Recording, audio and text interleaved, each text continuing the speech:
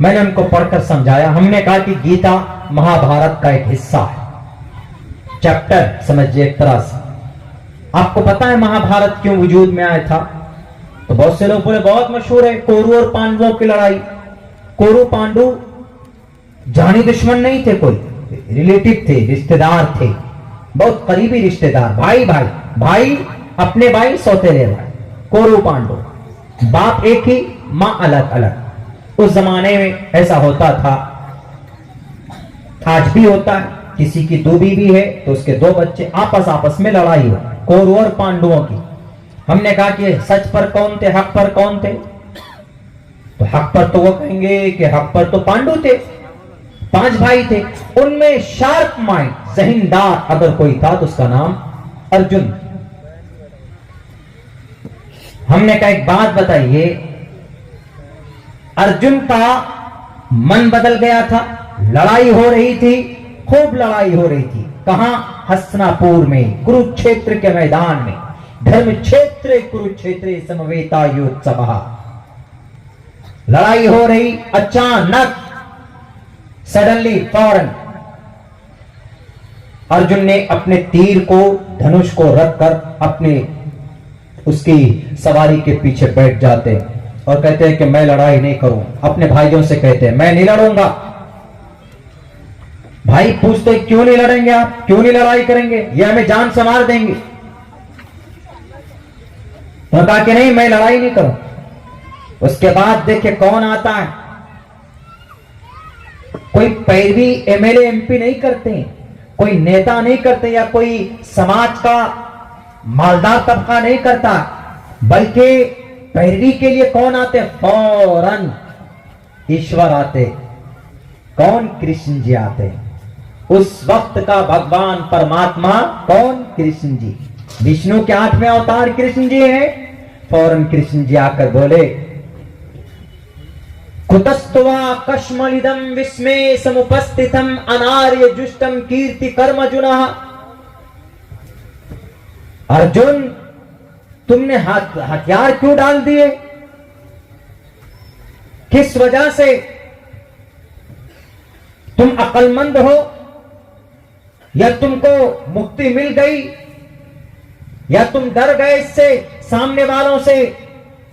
तो उन्होंने कहा कि माते परमात्मा हमसे ये मुकाबला नहीं हो सकता, हम नहीं लड़ सकते। क्यों नहीं लड़ सकते?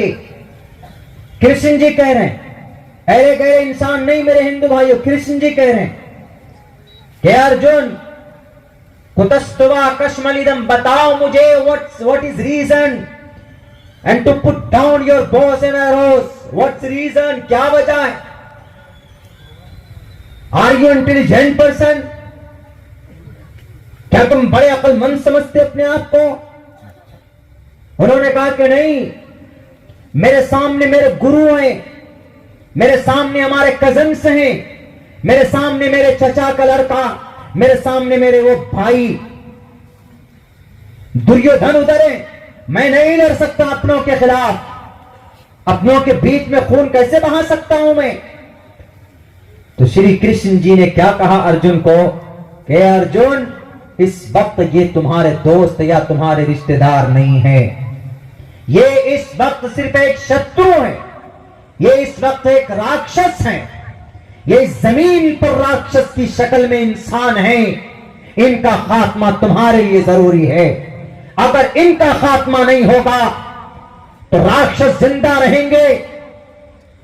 इन्होंने तुमको लूटा, तुमको बेघर किया, तुम्हारे हक हुकूक नहीं दिए, इसलिए तुमको तलवार उठानी पड़ेगी।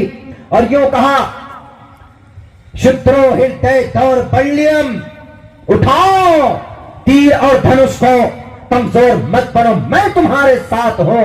और जिस वक्त ये बातें हो रही थी उस वक्त ये नहीं कि नॉर्मल बात हो रही थी, कहा जाता है गीता की जुबान में, हमारे हिंदू भाई भी जानते हैं इस बात को, कि जब अर्जुन और कृष्ण जी के बीच में बात हो रही थी तो उसने, कृष्ण जी ने पूरी दुनिया के वक्त को रोक दिया था, क्योंकि बहुत ही संजीदा टॉपिक के ऊपर बात हो रही थी। और यूं कहा साफ लफ्जों में, शुद्रो हृदय दौर्बल्यम, उठाओ तीर और तलवार को सामने।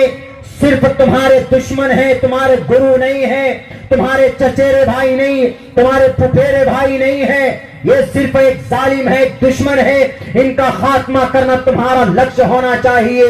अगर धर्म को बचाना चाहते हो, अगर अमन शांति को बहाल रखना चाहते हो, तो इन जालिमों को, इन राक्षसों को तुमको मारना होगा। तब जाकर अर्जुन उठाए तीर और तलवार को। उन्होंने फिर जो लड़ाई शुरू की है, अर्जुन जी तीर चलाते हैं और कृष्ण जी बने हुए कौन?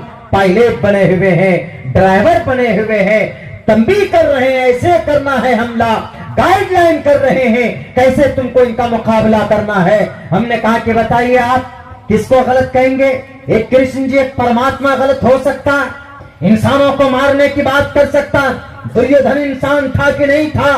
वो गलती किया, लेकिन मारने की परमिशन कैसे दी गई? लेकिन उनका पाप, उनका जुल्म बढ़ गया था। कौरवों का पांडवों के जरिए से उनका खात्मा कराना था। तो कृष्ण जी आए, आकर कहा कि उठाओ तलवार। वहां पर गीता में कृष्ण जी ने कहा शुद्रो हृदय दौर बल्ली। बिल्कुल सेम इसी तरीके से मोहम्मद रसूलुल्लाह सल्लल्लाहु अलैहि वसल्लम के जमाने में, उनके जमाने में कुछ ऐसे लोग थे जो मुआदा हुआ था कि हम लड़ाई नहीं करेंगे, हम खिलाफ वर्जी नहीं करेंगे, मुआदे के खिलाफ नहीं जाएंगे, हम इत्तेहाद के साथ रहेंगे, मुत्तहिद होकर लड़ेंगे, हम कोई भी बदअहदी नहीं करेंगे, पीछे से कोई साजिशें नहीं रचेंगे। उस वक्त ये जायज था कि अगर कोई बदअहदी करे, अगर कोई उस वक्त के संगठन के खिलाफ जाए, उस वक्त के जो सुलह होते थे उसके खिलाफ जाए, तो उस वक्त उनके खिलाफ तलवार उठाने की इजाजत थी। अल्लाह तबारक व तआला ने या अय्युहन नबी हर्रिज़िल मुअमिनीना अलल क़िताल, उन लोगों के लिए कहा गया जो मोहम्मद रसूलुल्लाह के खात्मे की बात करते थे, जो कुरान को मिटाने की बात करते थे, जो इंसानियत को खत्म करने की बात करते थे, उनके लिए अल्लाह तबारक व तआला ने कहा ए नबी उठो और मुसलमानों को कहो कि क़िताल करो इन जालिमों के लिए। जैसे गीता में अर्जुन को कृष्ण जी के जरिए से आदेश दिया जाता है शुद्रो हृदय दौर बल्लियमा, तलवार उठाकर इनका खात्मा करो, सेम इसी तरीके पर कुरान करीम में अल्लाह के नबी अलैहिस्सलातु वस्सलाम का ऑर्डर दिया जाता है। हमने कहा कि बताइए हमारे यादव भाई, कौन गलत? कुरान गलत कि गीता गलत? उन्होंने कहा कि हाँ मौलाना। हमने कहा कि अब इसी को लोग बोल देते हैं जिहाद, खामखा जिहाद। हमने कहा हम लोग तो कभी तकरीरों में भी जिक्र नहीं करते जिहाद विहाद का।